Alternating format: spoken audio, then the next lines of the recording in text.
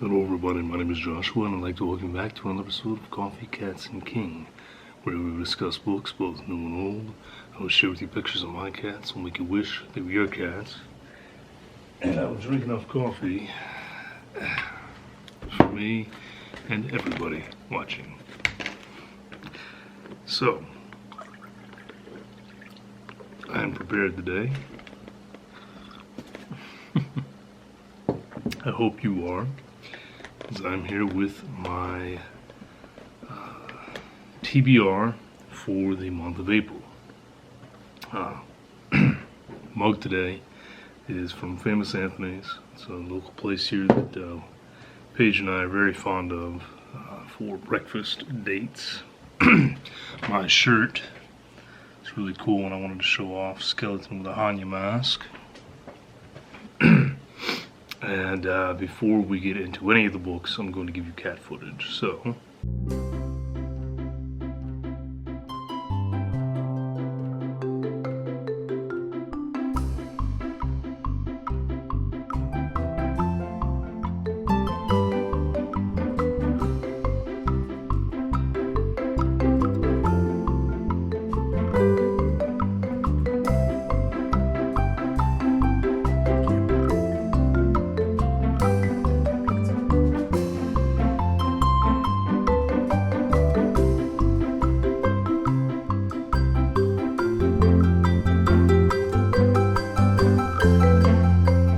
alright.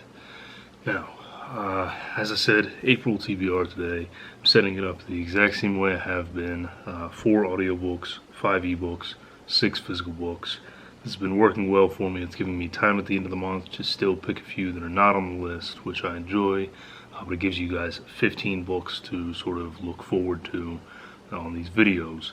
Now we are well past a week into the month already, but I've still picked 15, and actually 1 or 2 of these I've probably finished up by the time I get this uploaded. So I'm hoping to balance out. I still don't know that I will get through everything on the list this month, but it's there, and anything that doesn't get finished will just continue on into next month. So, starting with the audiobooks, the first one I plan to get to is Bone White by Ronald Malfi. And this is about a small town in Alaska with the name Dread's Hand. A gentleman that lives in the community, but he's not really part of the community. He walks into the local diner looking very disheveled, and just calmly tells them that he has a mess of bodies buried in the woods near his house, and that they should probably contact the police. And he just very calmly takes the police through, shows them where all the bodies are.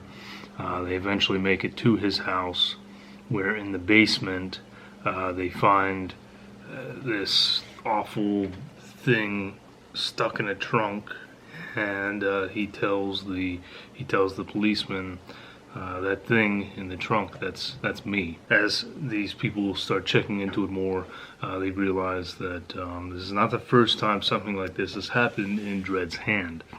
So I'm really digging it so far. I'm a few hours into it. I want to say this is my first Ronald Malfi book, even though I've been very interested in his work for some time. Well, I actually haven't heard much about him, surprisingly, despite the fact that he's fairly prolific at this point. But that's where we're at with that. Second one is a book that was wildly popular when it came out. I believe, I mean, there was a time where, you know, you couldn't go on a YouTube video or go on Goodreads without someone talking about it.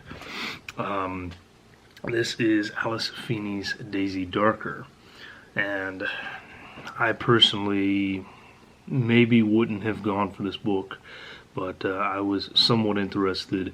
Paige was interested, so we decided that we were going to listen to this one together. This is about about Miss Daisy Darker and the rest of the Darker family. They all get together at her grandmother's home a very special sort of ancestral home on her grandmother's 80th birthday to celebrate. And for years now, her grandma has believed that on her 80th birthday she will die. Well, her grandmother here is a famous children's author, and she has told the family that she has one book left, one more, and she's writing about the crazy insanity of her own family, and then she dies. There's a little note scrawled on the wall, a little rhyme about her and the others in the family, and we're trying to guess who did it as other people in the family are picked off. Like I said, Paige and I are listening to this one together, so you'll get a dual review there. I haven't done one of those in a while, so looking forward to it, looking forward to having her beautiful face on this channel. And number 3 for the audiobooks is a longer one, and this is the one I think I'm probably doing myself a disservice by putting it on this month, because we're already so far into the month, and because it is so long. But this is Robert Jackson Bennett with American Elsewhere. And I'll be honest, it's very early. I have a lot to do today, so I'm up very early to try and get this video done. And I'm kind of blanking a little bit on the entire premise of this book now, even though it has been on my to-read list for a long time.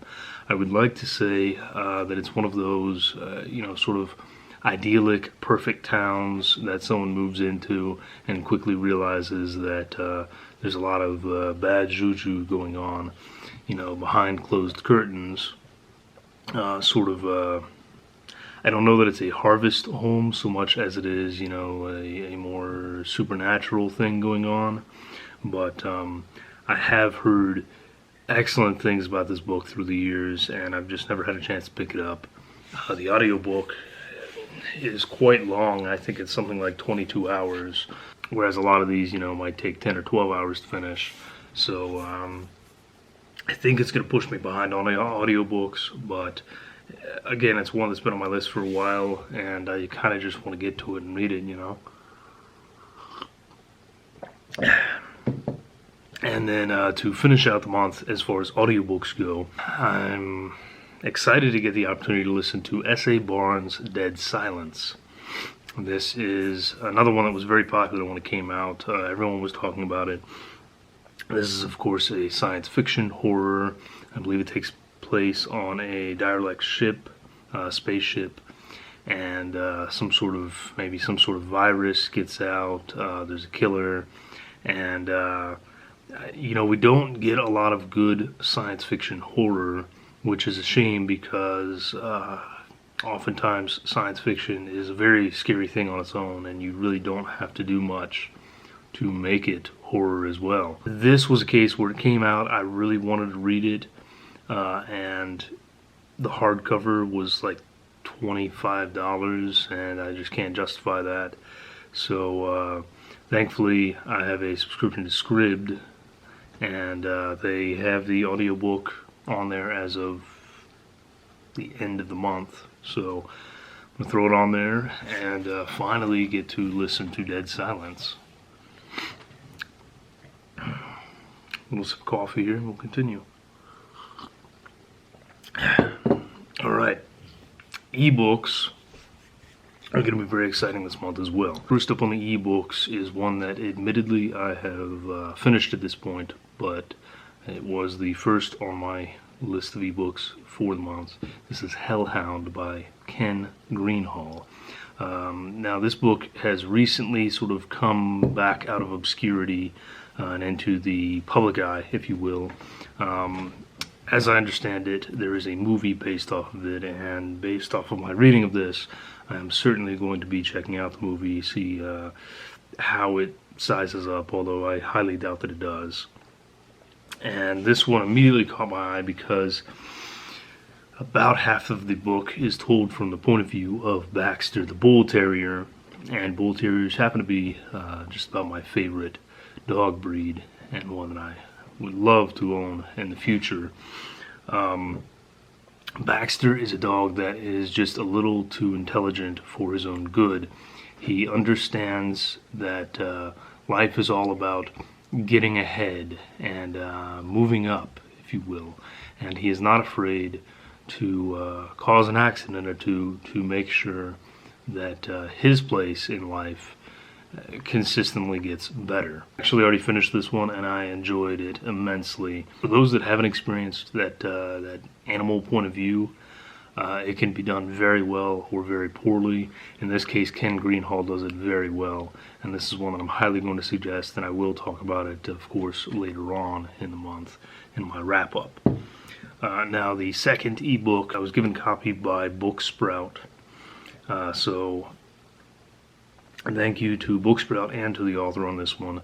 This is John Kahn with Island Mother. This is interesting as well in that the main character happens to be a female drug smuggler.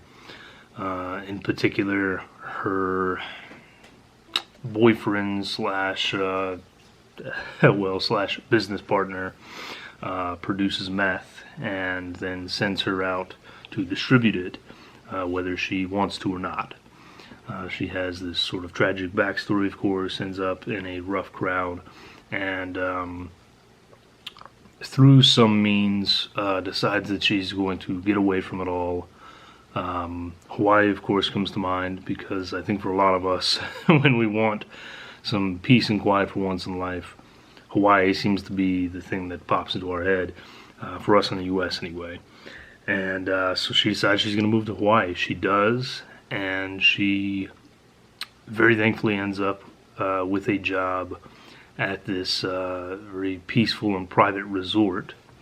But again, slowly she realizes that things are not quite what they seem, and that there are some very odd happenings occurring around the resort. So, like I said, I found this on Booksprout. I just finished last month with a book that I was able to review because of them, and this one and one of John Kahn's others were suggested to me. So this month I'll have Island Mother, next month I'll have one of his other books to read and review, and I'm very excited about the opportunity. They both sounded excellent. I have a mild obsession with Hawaii as well. Don't ask why, but I do. So I'm very interested to see how well he immerses us in the lifestyle, whether he uses the correct terminology, that sort of thing. I apologize. I know you're gonna hear the heat, but it's in the 20s here right now, so there's not much I can do about it other than freeze us all out while I'm doing this video. I'll try to speak up a little so that you can hear me over that. Now, the third ebook of the month is Where Giants Fall, and this is edited by Angela Watts. So this is getting into some fantasy. Particularly, this is an anthology that is meant to be sort of uplifting. This includes stories of light illuminating the darkness, if you will, good overcoming evil in a positive manner. So I think we all need a little positivity. I know I've had a bit of a rough start to the month,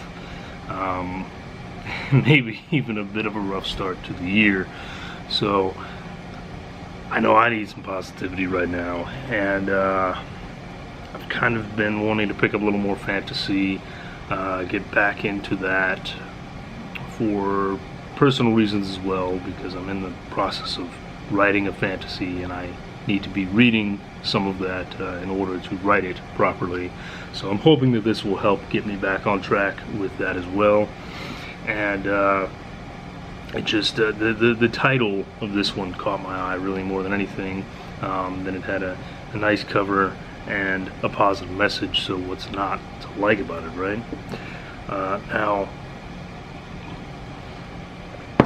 then on the totally opposite end of the spectrum, I picked a book that I have heard is just so dark that a lot of people can't handle it. Um, so I'm going right from the positive to this, and I wonder why I'm all over the place in my head, right? So this is Elias Withrow with The Black Farm. So I have heard that this one is just so dark and disturbing, very much in the realm of splatterpunk, and you know, I can't even say that I know the general premise of this book, because I don't want to. I have just heard through the grapevine and in the back alleys of how messed up this book is. So I'm going into it completely blind. If you guys want to look up a synopsis, feel free, but I'm not going to. I'm just going to, you know, go through, enjoy some happy, good feeling stories from Where Giants Fall, and then jump into the darkness that is The Black Farm. And then to finish out the month in regards to ebooks, this is one that I definitely don't think I'm going to finish, but I'll at least get started, because this is a massive one. This is Ben Bova's 600-page power set. And again, this is one of those sort of sweeping science fiction epics, which Ben Bova is very well known for writing. Almost everything he wrote was in some way part of a very lengthy series of interconnected stories, most of which you'll find his books are, you know, very thick and very dense. And Power Set here is going to be no different. Like I said, I think it's close to 600 pages. Not one that I'm going to finish realistically within this month. I feel like it's been a little while since I've had a good, solid, dense science fiction, and I just figured this would be a good one to kind of get me going again on that as well, you know. Now, on to the physical books. Like I said, I have 6 here, and again, I have finished one of them already, technically, but it was on my list. I planned to get to this a couple of days ago, and it just didn't happen, so that's why you're seeing some books that I've already completed, but I'm still going to show you one here. So, the first one for the month was Lloyd Alexander's Terran Wanderer, which I have on good authority was the best of the Chronicles of Pryden, and in a lot of ways I think I agree. Now, in regards to actual story progression, there's hardly any in this book. In fact, you could argue that there is no story progression whatsoever in this book. But as far as character progression, it is some of the strongest in the series. This is also probably the least humorous in the series, and overall it was an excellent experience.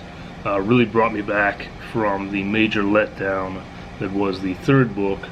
I don't know how the fifth is going to go. I haven't heard much about the fifth, but I will be getting to that eventually. But the fourth one was definitely worth the read, and finally you get to see another side of Terran and learn more about him as a character and watch him grow from this childish person that he's been for so long. So really good one there. Now the second, it should also be noted that this book will be my 50th on the 50 book challenge that I set for myself. I decided I was not going to purchase any other books until I finished 50 of them, and I know some people think these are silly, but I've learned a few things from this challenge. One, after finishing 50 books and unhauling over 50 books, it looks like I have not even made a dent on my shelves, so it is well worth doing. And two, I kind of enjoyed the challenge. Now, I think I'm going to continue it in the future, just maybe at a smaller scale, say something like every 20 books I can purchase one, just until I can start whittling away at some of these. But I think I've on-hauled something like 55, where I've started them, immediately knew that I didn't want them, or I finished them and then knew I didn't want them. So it's been really great for that. All that aside, the 50th book in that challenge, and the one that will end it out for me, is Richie Tankersley Cusick with Blood Roots. Now, Miss Cusick is one of my favorite authors in regards to the point horror of the 90s and 2000s, and this is the first adult horror that I will read from her. Seems to be about, just based off the beginning, this girl shows up at her grandmother's house. Her mother has recently passed away. They did not have any sort of connection at all. I'm not even sure that she has met her grandmother, in fact, but she just kind of shows up almost in the dead of night. The cab driver drives off with her stuff, so she has nothing now. She's kind of forced to stay there, but she's afraid of how her grandmother is going to react to her, so she pretends that they are not related. There are some creepy people living in this house. They kind of give me a vampire sort of feel, the way that they're acting and talking. I don't know if that's the case, but it's another one that I kind of went into without a lot of knowledge, other than the fact that it's Richie Cusick, and I really enjoy her young adult stuff, so I figure give her a try on the adult. There's another one that I've been looking forward to getting to. This is another anthology. This is Jerome Bromfield with Bittersweet. And this is an anthology of 22 stories and 35 poems, all by prize-winning teenagers, about your hopes, fears, loves, and the bittersweet taste of growing up. I don't think there's any of us that don't in some way feel nostalgia for our childhood and for our teen years now that they're past. Wish that we could, redo it in some way. And so I think that this book is probably going to give me a lot of those feelings myself. It's one that I immediately knew when I saw it I had to pick it up. I got this from Goodwill a while back, but very much looking forward to getting into this, and we'll see what happens with it. This will be book 1 in my next book challenge. Book 4 in the physical books is a quick one with an awesome cover. This is Eric Nilsson with Cyclone. Check that out. So, I don't think this book needs any explanation. A cyclone hits a town. I mean, and we don't need to know anything more than that, right? It's one of those disaster horror novels that was popular for a time. Don't really see them much anymore. Hopefully it goes a little bit better than the last disaster novel that I tried, though. But the cover alone is well worth the purchase price here. Book 5 is the one. This is interesting that it's considered science fiction, but I don't know. I just don't know. This, though, is a classic in many ways, by an author who has very much earned his right to be a household name. This is Dan Simmons with The Hollow Man. Really lovely cover there. And Dan Simmons writes typically very drawn out novels. They take their time in pulling you in and coming together. This is actually one of his shorter ones at 340 pages, but they tend to be very dense. and a lot going on. So I'm just going to read you the back cover and do it the lazy way. I know some of you don't like that, but to you. Jeremy Bremen has a secret. All his life he's been cursed with the ability to read books. Jeremy Bremen has a secret. All his life he's been cursed with the ability to read minds. He knows the secret thoughts, fears, and desires of others as if they were his own. For years, his wife Gail has served as a shield between Jeremy and the burden of this terrible knowledge. But Gail is dying, her mind ebbing slowly away, leaving him vulnerable to the chaotic flood of thoughts that threatens to sweep away his sanity. Now Jeremy is on the run, from his mind, from his past, from himself, hoping to find peace in isolation. Instead, he witnesses an act of brutality that propels him on a treacherous trek across a dark and dangerous America. From a fantasy theme park to the lair of a killer to a sterile hospital room in St. Louis, he follows a voice that is calling to him to witness the stunning mystery at the heart of mortality. I don't know that it really sounds like science fiction. Dan Simmons can definitely write that. If you haven't picked one of his books up, you definitely should. Just be ready to invest yourself in it. I've heard about this book through the years, never read it, finally going to do so. Sounds excellent. For those of you that maybe have read it, let me know down below what you think. And then to end out the month is a book that when I first purchased it, I said, oh man, I can't wait to read this, can't wait to read this. And then, hey, that was like a year or two ago and I never read it. This is, as they call it, a fantastic photo story. So this is one of those that takes stills from the movie, adds the text to it, makes it a book. This is The Incredible Shrinking Woman. This fantastic cover.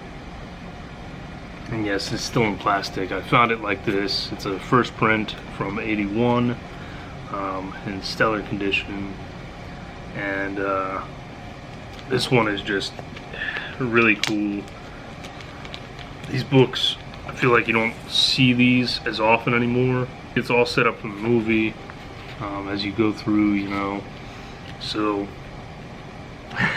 just a fun, quick one. Won't take long at all. It's probably going to be read in one sitting, in fact, but I have a fairly hefty collection here otherwise, so I figured I'd end with something a little quicker, a little easier to get through, and then maybe I would actually, you know, get through it. So even though I have more physical books to read this month than I do ebooks, my ebooks, with the exception of Hellhound, are all very lengthy. They're all 400 pages and over, so that really, I think, is going to consume a lot of my time. American Elsewhere is really going to push me back on the audiobooks, but as far as the physical books, I think that is the only part that is well within my grasp still, despite the fact that we're, you know, like a week and a half into April almost. But that's it. You've had your cat footage. You've had what I think is going to be a pretty awesome TBR for the month. And here, I'll even give you a nice shot there of chaos. Those awful noises that you were hearing are Havoc getting into something I don't know what, but I'm going to get off here so that I can find out. So, that's it for this time. Thanks for sticking with me, guys, and thank you for all the positive comments on the last video. I know I've been struggling with this, but I am going to stick around. I'm just going to do the best I can and see how it goes. So, thank you all. You're all wonderful people. Stay safe. Drink great coffee. Cheers.